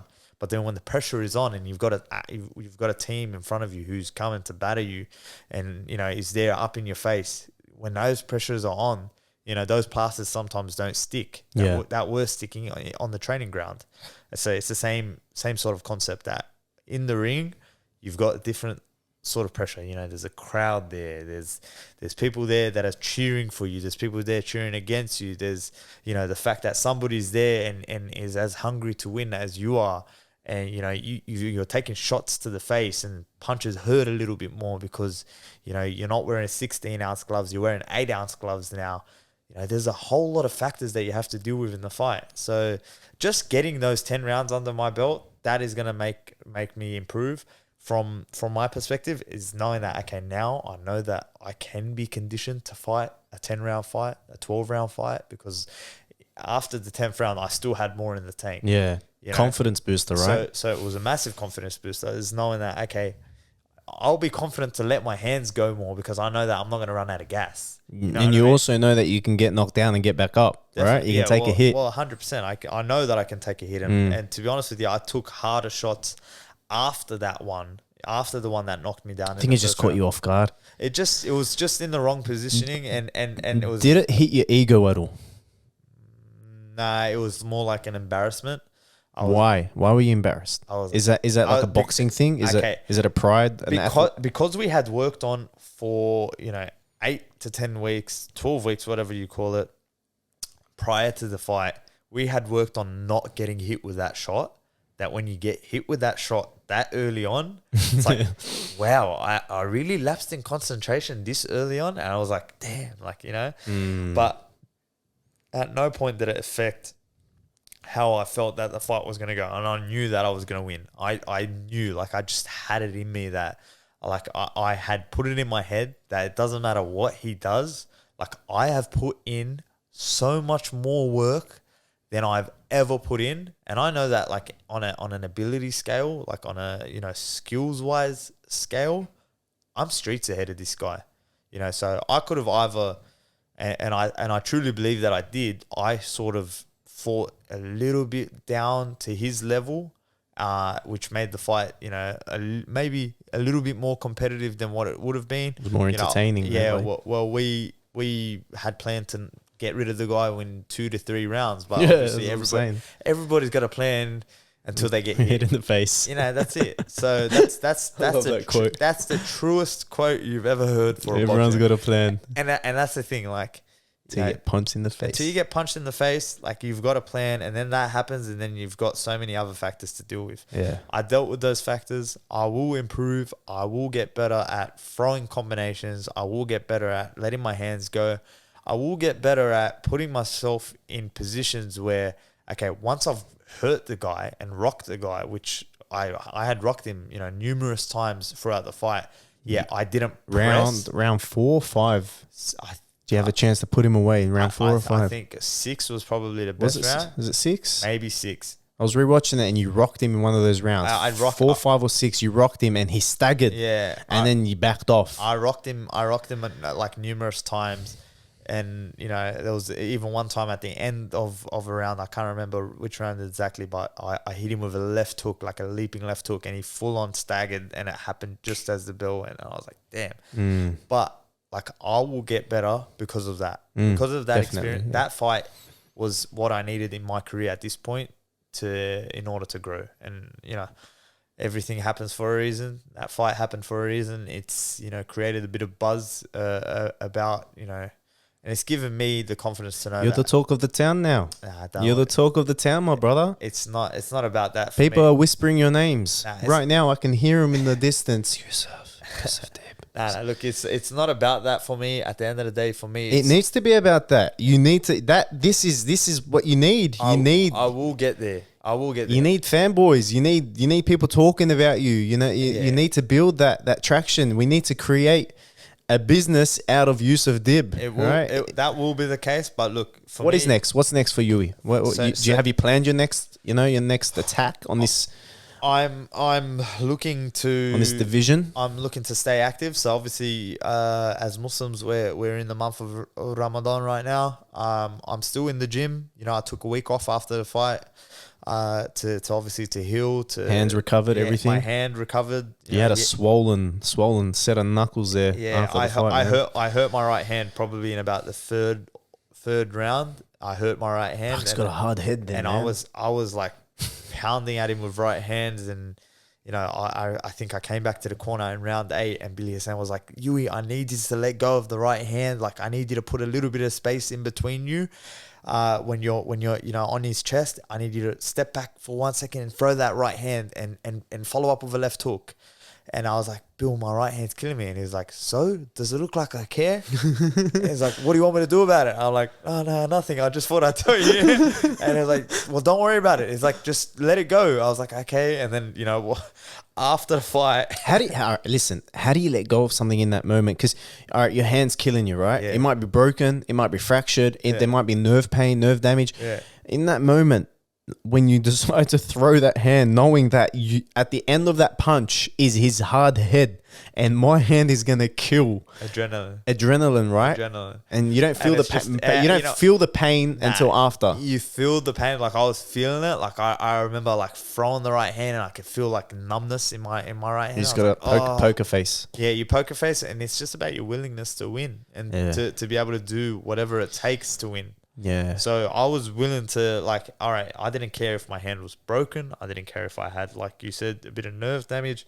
It didn't matter what it was. It was just about getting the win. And I was willing to put aside self-preservation. I was willing to put aside, you know, like the fear of harming myself in order to win that fight. And that's what you do every fight that you go into. You know that you're going in there and you're probably going to come out a little bit less of yourself than you were when you went into that fight. That's the absolute truth. That's a hard truth. So you leave a part of yourself in that ring? Every single fight, you definitely leave a part of yourself in that ring. Like, whether it's a 1-round fight, whether it's a 12-round fight, it doesn't matter how many rounds it is.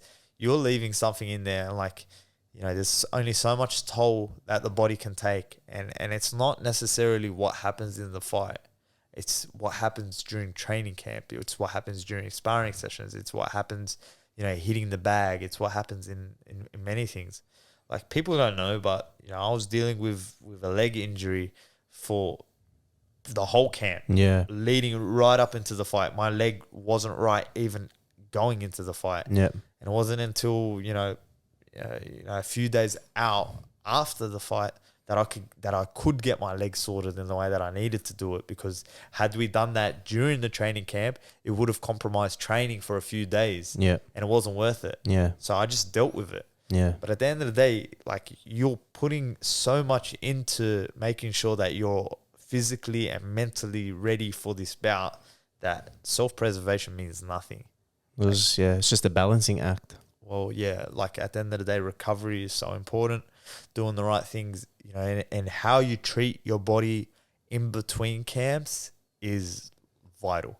So for me now in Ramadan. So what's your nutrition like now? Your training, where you at? So Ramadan's always a bit of a write-off. Yeah, it's tough for athletes. It's 4 weeks. Obviously that you can't really train at your best.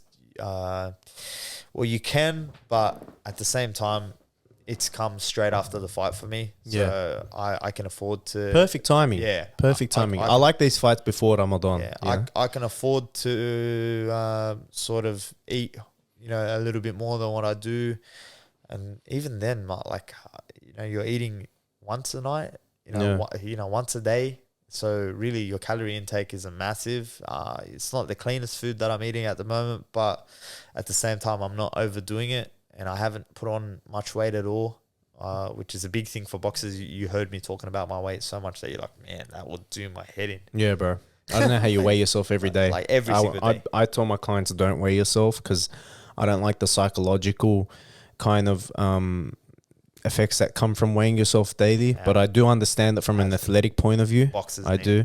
But at the same time, I've met many boxers, many athletes that need to perform a weight cut prior to competing, and they don't weigh themselves. They only start weighing themselves in camp, right? And that's when they only care about what they're weighing. No. Like, yeah. So when I'm in training camp, I weigh, like, so even now, like I've, after the fight, I've probably weighed myself like 3 times. Yeah. Which is a lot less than, day in, day out, during a 12-week, 10-week, 8-week camp. I just think it can become very dangerous.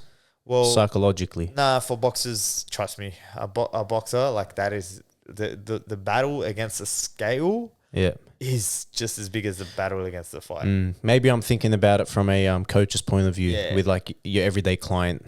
Nah, it's a very different thing. Like, because so much is riding on us making weight. Like, so at the end of the day, if I didn't make 63.5 kilos, I wouldn't have been eligible to fight for the Australian title. Yeah, which is what happened to Coco Samoa. Yeah, But look, at the end of the day, man, I'm still training 3 days a week. So when's the next fight, my brother? August 6th. It's looking August 6th. So we've got time. Is that defending your title? Defending we're doing title defenses now. This is a dream come true. Yeah. We're doing title defenses. Yeah, look, at the end of the day, this is the vision that I have. Like, I've had these visions, and this is sort of a step in the right direction, but it's not where the journey ends. So the Australian title is a great achievement, and I used to downplay the achievement of an Australian title in the past, because I used to think that, okay, like, a lot of fighters win the Australian title, and I was thinking more on the world scale, but it's now I'm understanding that it was a big win. It was a big achievement to win the Australian title, and that is, a stepping stone to winning the world title. And that's how you need to look at it, as a stepping stone. It is just that, a stepping stone. It's a stepping stone. But never downplay the achievement, because if everybody could do it, everybody would be an Australian champion. That's true. Not everyone can do it, right? You put me in the ring with Hunter, he'll knock me to the ground in about, I would say, a couple minutes, right? I'm not up to that skill level. I'm not on that level of competition. So you should never downplay your achievements. You should be proud of what you've achieved. Yeah, no, that's something that I learned after the fight, and how hard I had to work for it. Like, it wasn't just the fight that won me the Australian title. It was everything that happened. It was the fight before the fight. It was everything that happened before. It was like, the sacrifices that I had to make. That Do you think about those during the fight at all? Does anything come to mind? Yeah. So really? So during the fight, like, I was thinking to myself at times where, because even though I wasn't gassed or anything like that, there were times where your arms are a bit heavy, you're a bit weary, your legs might not feel, as solid as they did early on. And I was thinking to myself, and at one point, when we were in close with each other, and I think it was like maybe the 9th or the 10th round, and I was on the inside and I was working, and he was just talking shit, and I was punching, and I was letting shots go to his body, and I thought about my son Jabril.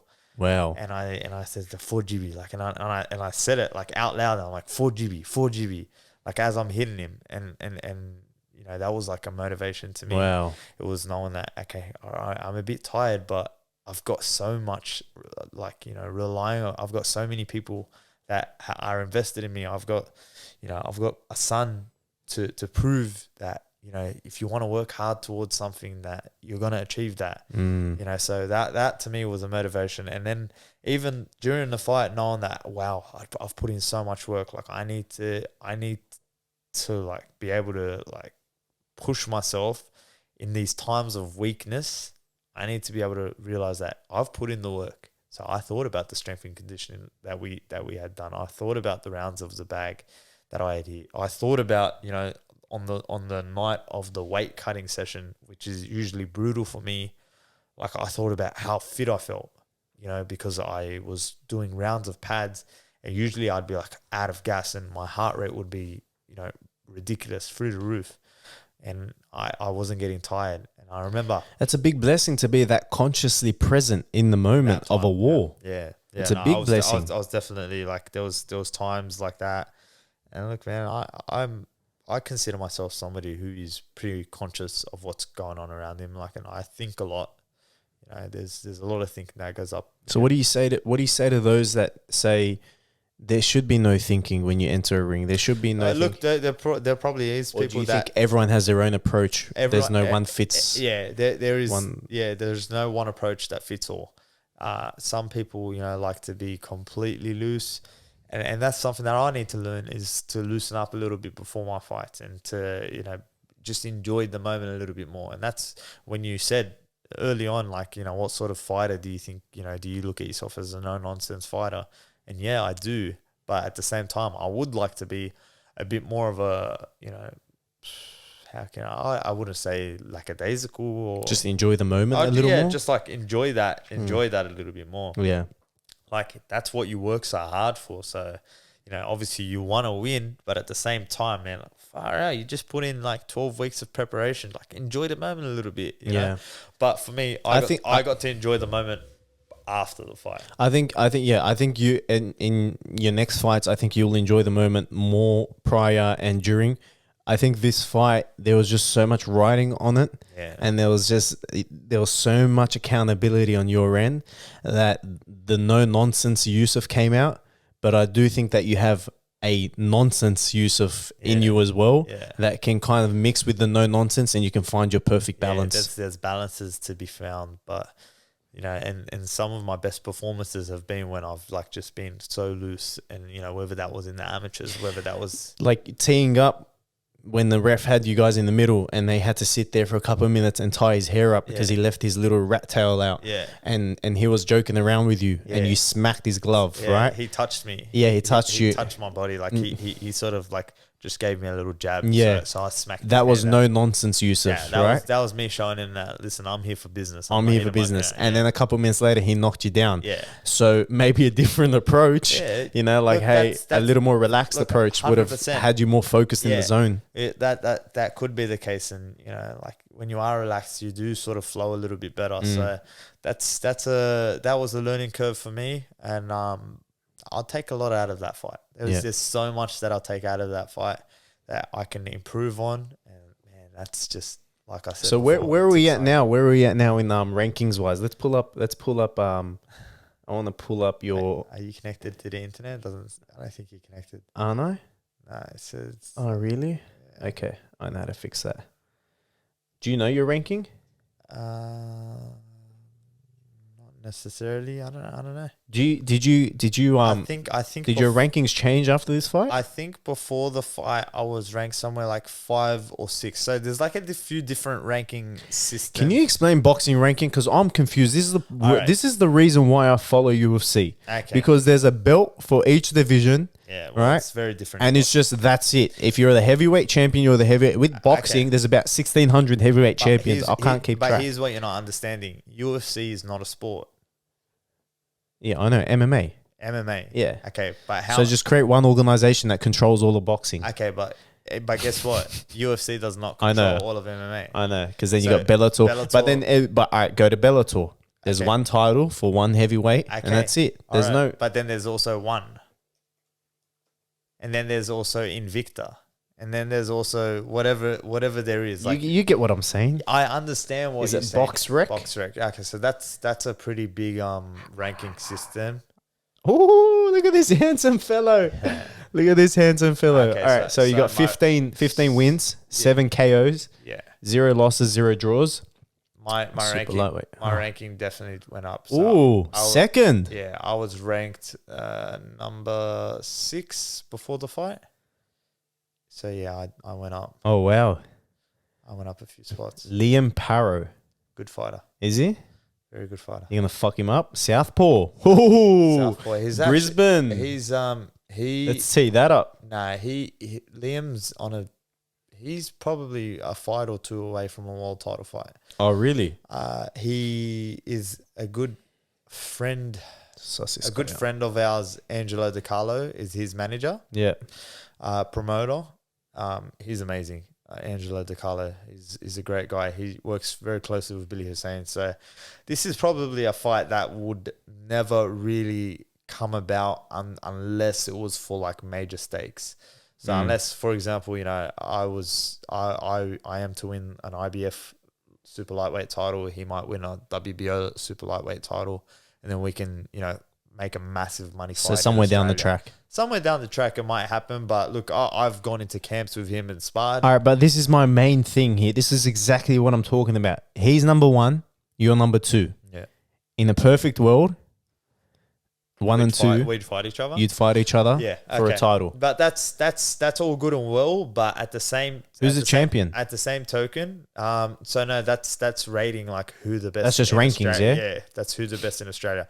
You want to go to you want to see who the world champions are. So this is world ranking here, 128th in the world. Yeah, there's a lot of fighters. Wow, there is a lot of fighters. And look at you, a speck of dust in an ocean of killers. No, so look, the number 1 fighter in the world at super lightweight is a Scottish dude by the name of Josh Taylor, who I actually shared the ring with in Canberra when they were getting prepared for the Commonwealth Games. I got invited to, it was called the Australia versus Scotland Invitational. Yeah.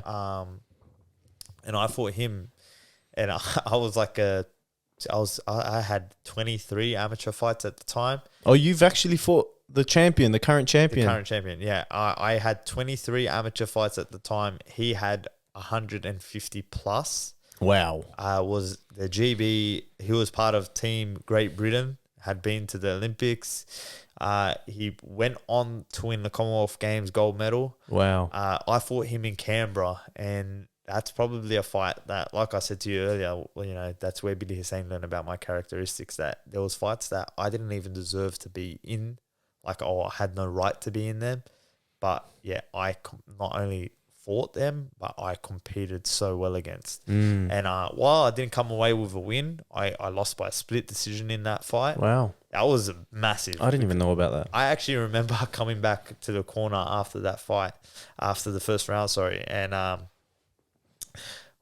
the guy that was in my corner, his name's Jamie Pittman, amazing trainer as well, does a lot of work with Boxing Australia, like in the amateur system and stuff. He's like so excited after the first round. He's like, Uwee, he's like, because I won the first round. He's like, Uwee, you're going to win this fight with your jab. And I'm like, and he's a southpaw as well, Josh Taylor. And I was like, yeah, all right, mad, let's keep this up. And then we go into the second round, and boom, southpaw against orthodox, head clash. Oh, shit. Boom, my nose blew up, and I was like so out of it. And then like, as the round was going on, I'm like sort of like... Is that against the Scottish dude? Yeah, I was like in a bit of flight mode, and it wasn't until he went boom with a left hand and smacked me straight down the middle, like smacked me in the same spot that he hit me with, like with his head, that I was clear again. So like he won the second round clearly. I had won the first round clearly, and then it was down to the third round, and it was like so back and forth that one of the judges gave it to him. Two of the judges gave it to him, and one of the judges gave it to me. Oh, wow. So it was a very close fight. It was a very close fight. I came back to the corner, to his corner, like when I went to thank them, like for the fight and whatever. And they're like to me, mate, they're Scottish, and they're like, mate, that was the hardest fight that he's had in a long time, and things like that. The Scottish accent again? No, that was terrible. But anyway, that was terrible. But, that was a big confidence booster for me, like knowing that, okay, this guy was world class, and I not only like was in the ring with him, I nearly beat this guy. Like I competed so well against him. And then, You beat this guy. How different are you today? It wouldn't have made a difference. It really wouldn't have made a difference, because at that time I was the number 2 in Australia, because I had lost at the Australian Championships in the final to Jason Malia, who, mind you, he fought the number 2 Scottish, and he got pumped, and I fought the number 1 Scottish, and I went like neck and neck with him. Wow. So it was like it was sort of vindication, because I believe that I beat Jason Malia in that Australian Championships final, and that was the lead up for the Commonwealth Games. Yeah. So if I had won that fight against Malia, I would have went to the Commonwealth Games and represented Australia. But look, at the end of the day, it didn't really make much of a difference. But what it did for my confidence was knowing that, you know what, man, like, all right, I'm nowhere near as experienced as these guys, but there must be something there about me that like allows me to like, you know, step up to that next level whenever I need to. And that was big. I was like, okay, I can step up to that next level. Do you get those pre-fight jitters? Do you get nervous before a fight? Yeah, everybody. And if somebody tells you that they don't get nervous before a fight, it means that they're not focused. Bro, I get nervous coaching sometimes. Like, I'll get in front of a class of 30, 40 people and be like, you need nerves to nervous. you need nerves to be able to keep you focused. mm. You need nerves to be able to It's how you harness those nerves, right? not just how you harness them, but they keep you sharp.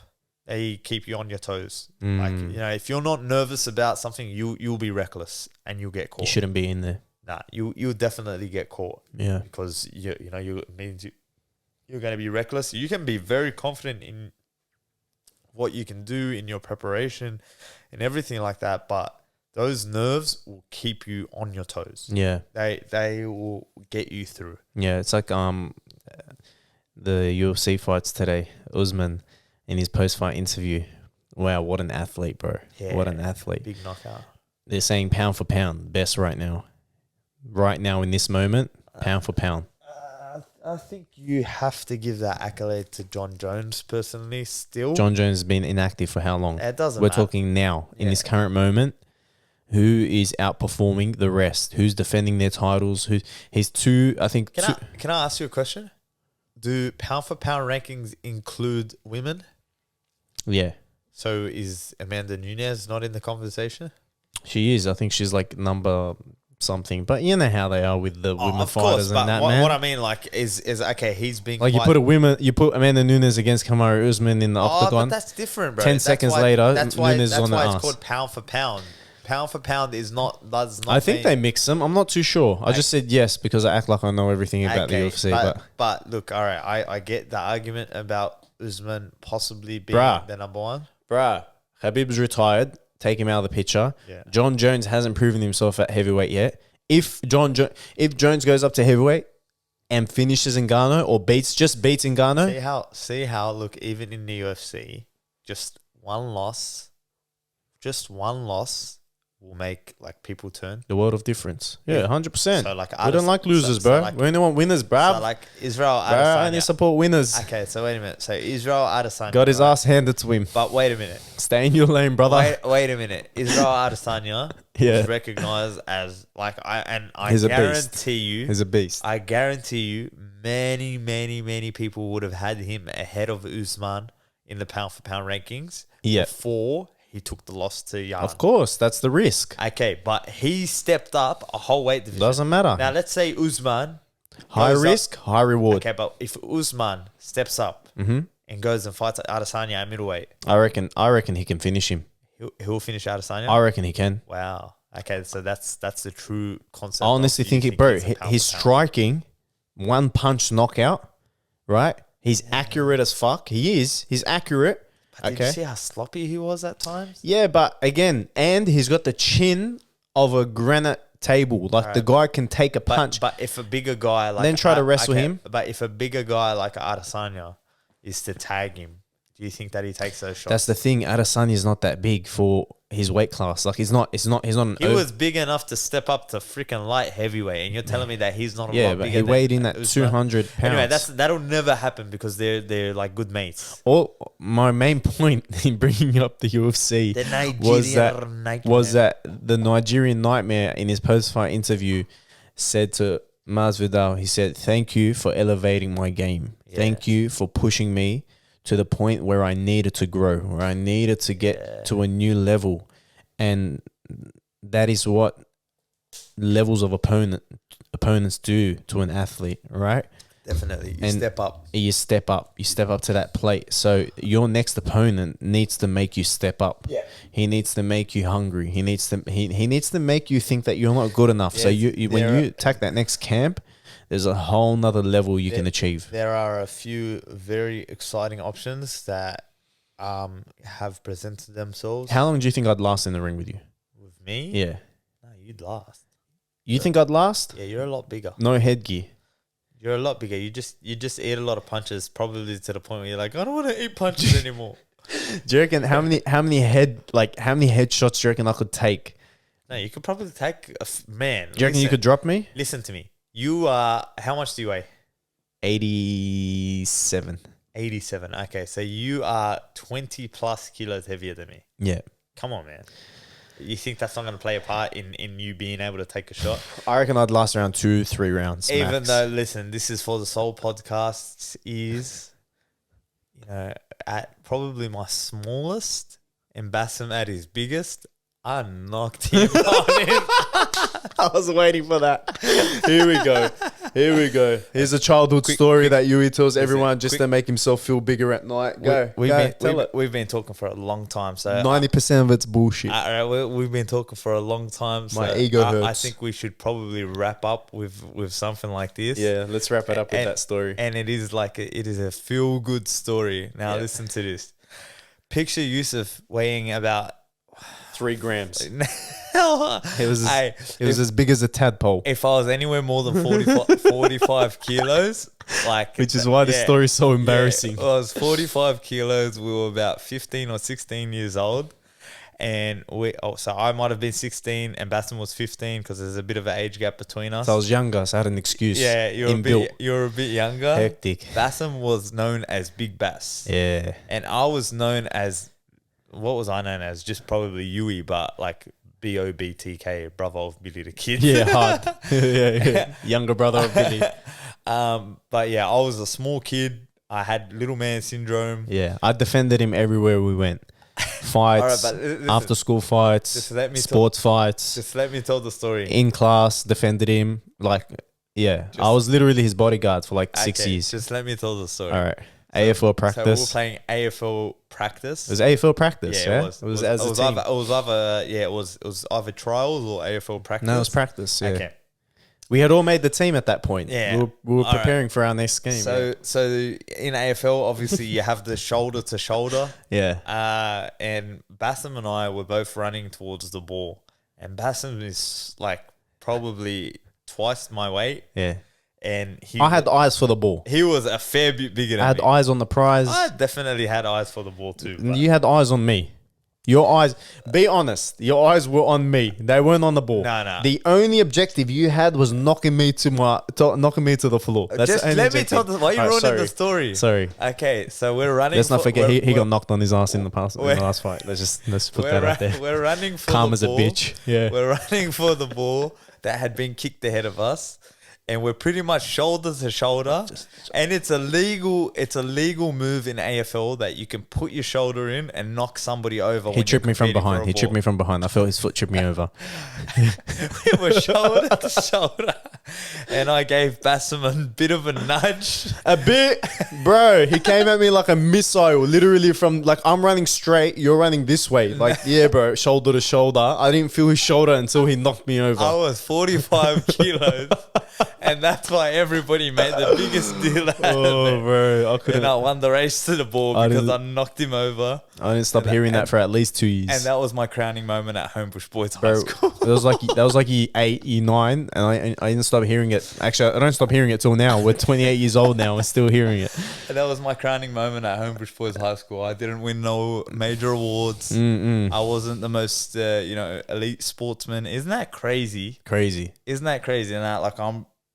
Now you're a professional athlete. Yeah, without being cocky, I'm probably the only professional athlete from our year. Yeah, there's good soccer players, semi-professional, etc., but I'm the only real professional athlete and probably the most accomplished.